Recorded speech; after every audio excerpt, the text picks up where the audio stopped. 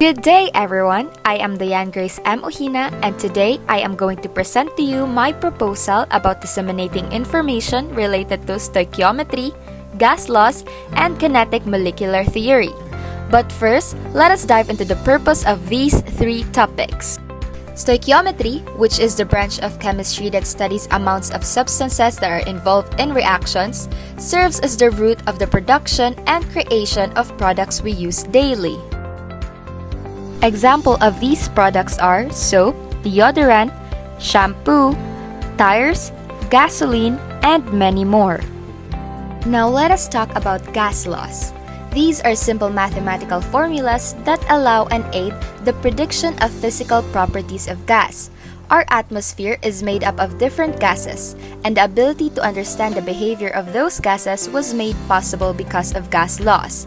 Gas laws are also utilized in different factors of life such as medicine, sports, cooking, leisure, and many more. In connection to gas laws, we have kinetic molecular theory. It states that gas particles are in constant motion and exhibit perfectly elastic collisions. This can be used to understand and explain the gas laws. Now that we know their purpose, let us learn further their importance and relationship. The things we see, use, and even consume every day are substances that were created with the help of stoichiometry. There are many resources in this world. However, those raw ingredients would not be transformed into something useful without the study that tells us the quantity of each reactant, the raw ingredients, we need to produce a product.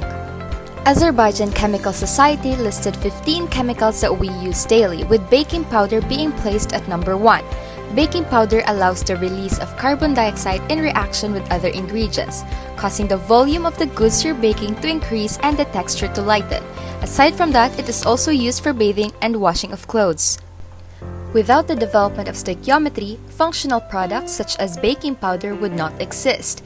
Our baked goods would look and taste unappealing. But wait, hold that thought. We wouldn't even have the ingredients to create a simple cupcake if it wasn't because of stoichiometry. People would not be able to cook and consume the food that we have right now. It still doesn't sound that bad, right? Wrong. Without stoichiometry, our lives would be short. We wouldn't be able to create medicines that treat naturally existent illnesses. We also wouldn't have vaccines that help our immune system fight terrible diseases. As we know, everything including ourselves is made of chemicals, so we cannot survive without chemistry, and stoichiometry is one of the most important and fundamental topics in chemistry. Gas laws and kinetic molecular theory are also as important. As I have stated earlier, our atmosphere is made up of several gases, and gas laws have enabled us to comprehend their behavior. Gas surrounds us every day, and utilizing gas for our essential and leisure needs was made possible because of the study and discovery of gas laws and kinetic molecular theory.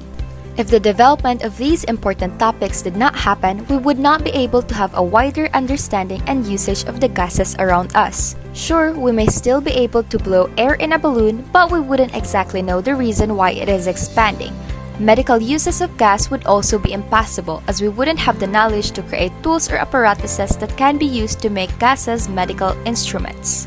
Medical air, which is used in the ICU and NICU, oxygen, which is used in resuscitation and inhalation therapy, carbon dioxide, which is used in less invasive surgeries, and medical nitrogen, which is used for cryosurgery removal of some cancers and skin lesions, would not be useful in the field of medicine.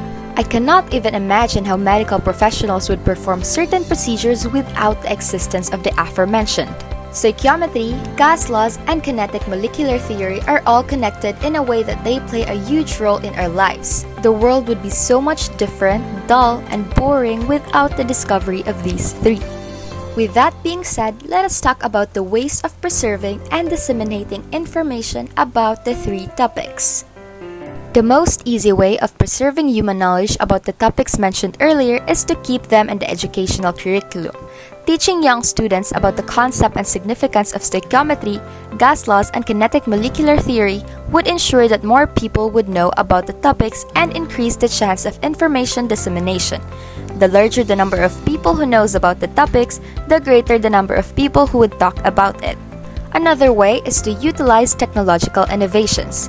Even before the pandemic, people have been using their gadgets most of the time, and most, if not all of them, have social media accounts. Making use of social media platforms to spread learnings is a convenient and effective method. It is free and it can reach millions of audience.